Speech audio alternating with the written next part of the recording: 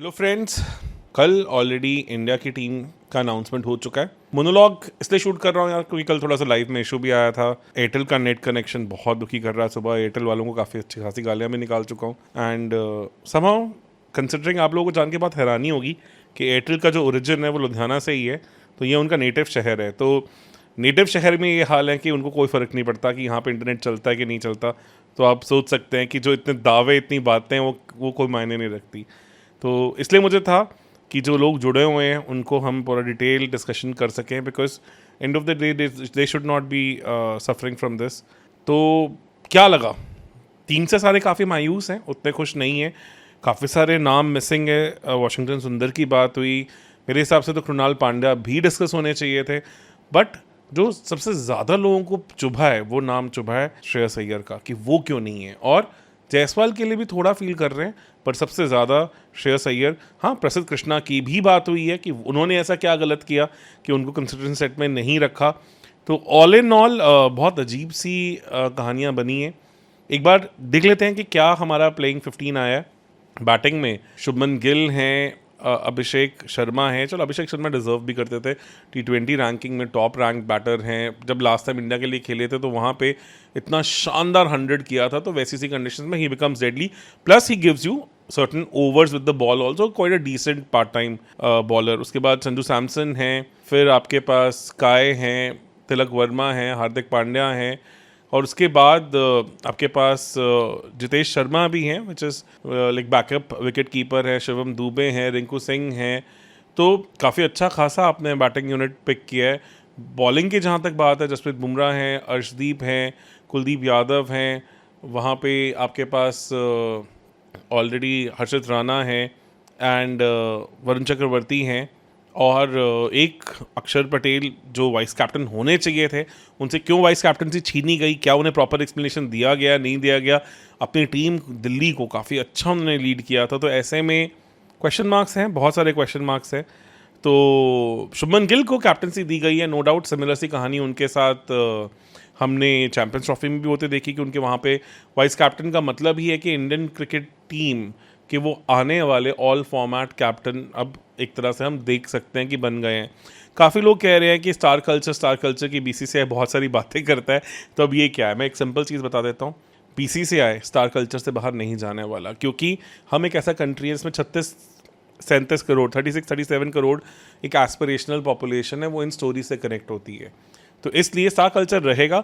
वो रणजी के round star culture की जो डिस्कशन थी वो बेसिकली IPL टीम्स को, IPL फ्रेंचाइजीज को एक मैसेज देना था कि अगर हम विराट कोहली और रोहित शर्मा को नहीं बख्श रहे हैं, उनको कह रहे हैं रणजी खेलो, तो जो बाकी लोग हैं, जो अनुज रावत है, ये सब लोग हैं, ईशान किशन पास्ट में हो गए, जो डोमेस्टिक को मिस कर करके आपके कैंप्स में आ रहे हैं, उनका आप सोच सकते हैं कि क्या हाल होगा। तो वो एक पावर टसल था, वो एक इक्वेशन सेटलिंग थी, क्योंकि पहले से BCCI ज़्यादा फ्रेंचाइजीज को बूस्ट करता है। IPL से सभी टीम सेलेक्ट होती आई हैं, और डोमेस्टिक उन्होंने काफ़ी निगलेक्ट, क्योंकि डोमेस्टिक में उतना उनका कंट्रोल नहीं था। स्टेट बोर्ड्स थोड़ा अपने हिसाब से भी चलते हैं।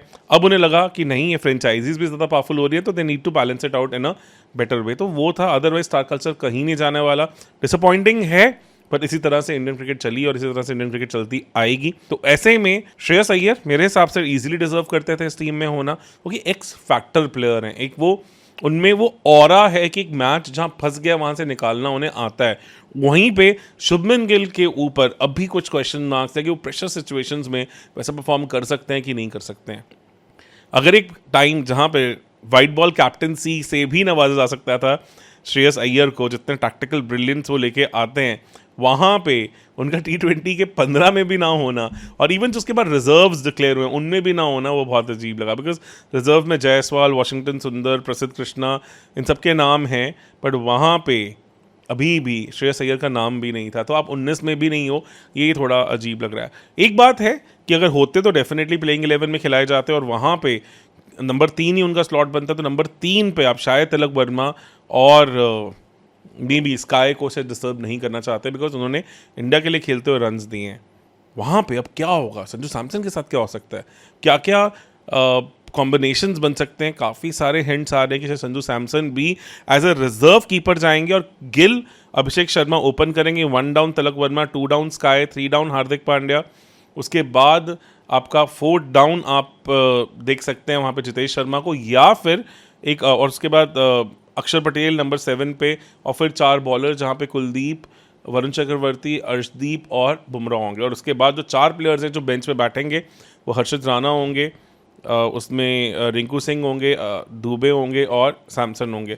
और एक कॉम्बिनेशन और डिस्कस हो रहा है कि शायद नंबर 5 पे आप दुबे को खेलते हुए देखें, नंबर 6 पे हार्दिक पांड्या, नंबर 7 पे जितेश और 8 पे अक्षर, जिससे हम दुबे और अभिषेक शर्मा से शायद वो 6 बॉलर ऑप्शन की भरपाई करें कि आपको अक्षर पूरे 4 ओवर दें, हार्दिक पूरे 4 ओवर दें, बुमराह और अर्शदीप तो देंगे ही, और वहाँ पे वरुण चक्रवर्ती आपको पूरे 4 ओवर दें, और अगर इनमें से कोई बॉलर नहीं अच्छा करता तो एक आधा ओवर आप अभिषेक से और एक आधा ओवर आप दुबे से करवा सकें। ये भी एक पॉसिबल कॉम्बिनेशन बन रहा है जिसकी बात हो रही हो। कि एक चीज़ समझ में नहीं आती कि आपने ओडीआई क्रिकेट में 8 तक बल्लेबाजी खिलाई। जनरल टेम्पलेट इंडिया का क्या रहा है कि इंडिया ने 5 बैटर्स, जिसमें एक विकेट कीपर होते हैं, मतलब 4 batter plus wicket keeper, 3 all rounder और 3 प्रॉपर बॉलर्स के साथ खेला है। और ये फॉर्मेट हमने सिर्फ ओडीआई क्रिकेट तक नहीं छोड़ा।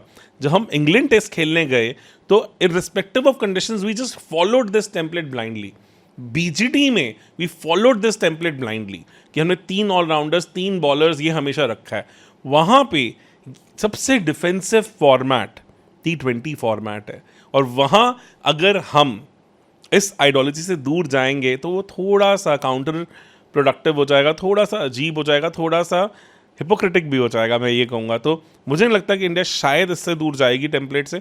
इंडिया शायद 8 बैटर्स ही खिलाए, और वहाँ पे हम 3 ऑलराउंडर्स की जगह 2 ऑलराउंडर्स और 1.5 ऑलराउंडर खिला के पूरा कर रहे होंगे। क्योंकि अभिषेक शर्मा आपको 4 ओवर देने वाले ऑलराउंडर नहीं है, दुबे वैसे नहीं है, पर शायद मिलके वो नंबर 6 बॉलर की भूमिका निभाएं। ये भी एक पॉसिबिलिटी हो सकती है।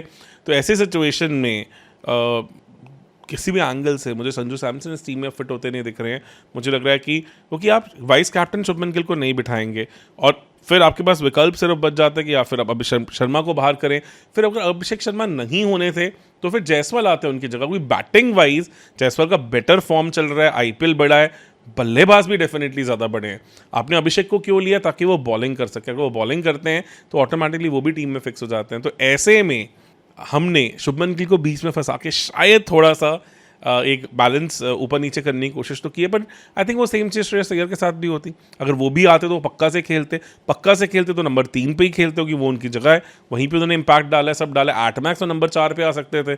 तो ऐसे में बाकी प्लेयर्स हिलते, फिर आपको स्काई या तिलक को 5 में खिलाना पड़ता, जो उनके लिए वैसे ही नेचुरल साइड नहीं है। तो I think lot of combinations and all गए, और ऐसे में अब देखने लायक होगा कि इंडियन टीम इस चीज़ को कैसे आगे चलाती है। काफ़ी सारे क्वेश्चन जसप्रीत बुमराह को लेके भी आ रहे हैं कि उनको टेस्ट मैचेस में नहीं खिलाया गया था पूरा, वो कि 100% फिट नहीं है, उनके वर्कलोड मैनेजमेंट की बात हुई सब हुआ। उसके बाद फिर एशिया कप में क्यों? एशिया कप में आप ये देखिए, इंडिया 10 को खेल रही है, 14 को खेल रही है, 19 को खेल रही है, और उसके बाद इंडिया मैक्सिमम 2 या 3 मैच और खेलेगी। तो टोटल आप 5 से 6 मैचेस खेलने वाले हैं। 5 से 6 मैचेस अगर आप सोचें तो दैट इज़ लाइक 24 ओवर्स। उतने कई बार आपको टेस्ट मैच में सिंगल डे में करने पड़ जाते हैं। तो आप दोनों की वर्कलोड को कंपेयर नहीं कर सकते हैं। और दुबई में मैचेस हो रहे हैं तो बहुत ज़्यादा ट्रैवल भी यहाँ पे इन्वॉल्व नहीं है।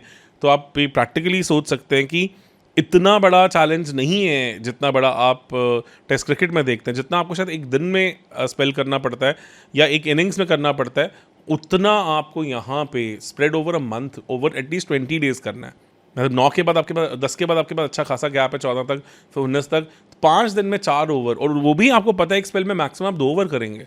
तो जसप्रीत बुमराह को कैसे यूज़ किया जाता है? 1 ओवर पावर प्ले में यूज़ करेंगे, या 2 ओवर पावर प्ले में यूज़ करेंगे, और उसके बाद फिर एक मिडिल ओवर्स में और एक डेथ में, या फिर एक पावर प्ले में, एक मिडिल में और 2 डेथ में। तो एट मैक्स वो 2 ओवर से ज़्यादा का स्पेल करने नहीं वाले हैं। Becomes very different from what we see when he becomes your number 1 test bowler. वहाँ पे उनका वर्कलोड बहुत डिफरेंट होने वाला है।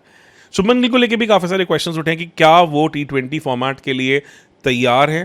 देखो, एज अ प्लेयर मैं उनके क्रेडेंशियल्स को कभी डाउट नहीं कर सकता, क्योंकि इस आईपीएल में उन्होंने अपनी स्ट्राइक रेट को 130 से 150 तक पहुंचाया है, तो अच्छा खासा काम किया है। तो दोनों, अगर हम साई सुदर्शन के साथ देखें तो वो एनफोर्सर थे। वहाँ पे उन्होंने हमेशा ज़्यादा रिस्क लिए आके ज़्यादा स्कोरिंग को तेज़ करने की कोशिश की हमेशा, और उसके साथ 650 समथिंग का आईपीएल सीज़न देना मजाक नहीं होता। One of the top scorers of IPL रहे, कैप्टन थे, कैप्टनसी का प्रेशर था उनके ऊपर, वो बहुत अच्छे से निभाया। उनकी टीम बड़ी फ्लॉलेस लगी, जबकि उन्होंने ज़्यादा चांस किसी ने उनकी टीम को दिया नहीं था। तो ऐसे में एक टीम जिसमें ज़्यादा स्टार्स भी नहीं थे, उसको एक अच्छे से चलाना, खुद रन्स करना और एग्रेशन का रोल खुद लेना, और अपने एक यंगस्टर को मौका देना कि आप इनिंग्स को एंकर करो, you become the purple cap. अगर शुभमन गिल चाहते तो वो भी ईजिली पर्पल कैप विनर हो सकते थे, अपना थोड़ा सा टेम्पो गिरा के। तो क्लियरली एक लीडरशिप क्वालिटी दिखाता है, एक evolution of a T20 batsman दिखती है, वो है, ऐसा नहीं है कि वो सब चीज़ें नहीं है। एक और नाम हर्षित राणा बहुत डिस्कस हो रहा है, क्योंकि ऐसा नहीं है कि वो भी T20 बहुत ज़्यादा खेले हैं। उनका जो डेब्यू भी हुआ था वहाँ पे कंकशन सबकी तरह आए थे वो, पर प्रसिद्ध कृष्णा ने क्या गलत किया वो समझ नहीं आया। एक प्लेयर जिसने आपको ओवल टेस्ट जितवाया है, उसके बाद उसको आप मतलब एक फॉर्मेट जहाँ पे वो पर्पल ऑरेंज कैप था, साई का मैं पर्पल कैप बोल रहा था, वहाँ पे पर्पल कैप बॉलर्स को मिलता है, बैटर्स को ऑरेंज कैप। तो शुभमन गिल ऑरेंज कैप जीत सकते थे, और पर्पल कैप जिस प्लेयर ने जीता उसे आप T20 स्क्वाड में नहीं ले रहे हो, ये थोड़ा अजीब है। क्योंकि 4 ओवर का स्पेल है, अच्छा करते हैं, एनर्जी अप रहती है उनकी, बढ़िया रहते हैं, उसके बाद टेपर ऑफ होते हैं, वो कंसर्न आता नहीं है। एक थ्योरी दी जा रही है कि 2 अक्टूबर से टेस्ट मैच भी शुरू हो रहा है, तो इसलिए शायद उनको नहीं खिलाया गया, क्योंकि वहाँ पे जसप्रीत बुमराह को शायद रेस्ट करें। मुझे नहीं लगता, क्योंकि आपके पास वहाँ पे आकाशदीप हैं, सिराज हैं, ऑलरेडी ऑप्शंस हैं। मुझे नहीं लगता कि प्रसिद्ध कृष्णा इंडियन कंडीशंस में आपके चूजन स्पिनर होंगे वेस्ट इंडीज के अगेंस्ट। मुझे सिराज और आकाशदीप के खेलने के चांसेस वहाँ पे ज़्यादा लग रहे हैं। और वैसे भी यार, आपको मैं फिर से कह रहा हूँ, T20s में बहुत ज़्यादा लंबे स्पेल नहीं करने होते हैं, तो पूरे टूर्नामेंट में आपको उतने स्पेल करने जो शायद टेस्ट मैच के एक इनिंग्स में या एक मैच के एक डे में करना पड़ जाता है। तो वो दोनों चीज़ें समझ नहीं आती। कहीं ना कहीं लोग कह रहे हैं कि जीजी कोटा यहाँ पे लगा है कि हर्षित राणा उनके फेवरेट हैं, इसलिए उन्होंने लिया है। थोड़ा समझ नहीं आता, क्योंकि कंटिन्यूएशन की बात करें तो जायसवाल के साथ कभी कंटिन्यू नहीं किया गया है। उन वर्ल्ड कप विनिंग स्क्वाड का पार्ट थे वो, बट समहाउ उनको वाइट बॉल में वो ड्यू नहीं मिल रहा है। कंटिन्यूएशन की बात की जाए तो और बहुत सारे प्लेयर्स हैं जिनको उस हिसाब से चांसेस नहीं मिले। बट हाँ, अगर आईपीएल की बात की जाए तो क्लियरली दिख रहा है कि आईपीएल को प्रेफरेंस ऑर्डर में तो नहीं रखा है। नहीं तो कहीं ना कहीं श्रेयस अय्यर और प्रसिद्ध कृष्णा इस पैगिंग ऑर्डर में थोड़ा आगे होते, शायद कृणाल पांड्या भी डिस्कशन में होते। यार, अपनी टीम को आईपीएल जितवाया उन्होंने, काफ़ी अच्छा किया। वाशिंगटन सुंदर के क्रेडेंशियल्स अच्छे थे, उनको कोई नहीं कंसिडरेशन सेट में रख रहा।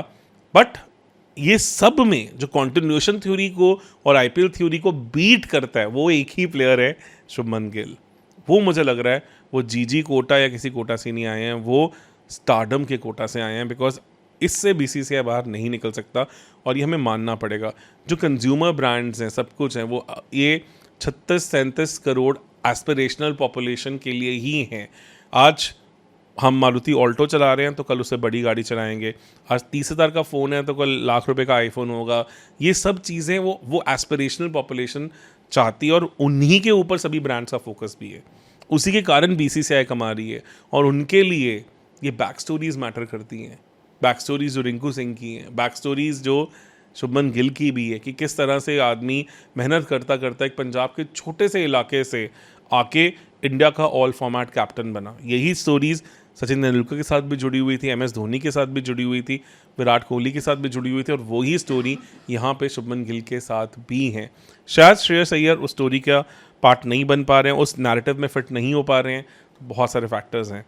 आपका क्या मानना है इस प्लेइंग 11 को लेके, इस प्लेइंग 15 को लेके? प्लीज़ कमेंट सेक्शन में पक्का से बताएं। अपॉलॉजीज़ अगेन, इंटरनेट कनेक्शन का काफ़ी 1-2 दिन से काफ़ी ज़्यादा इशू था।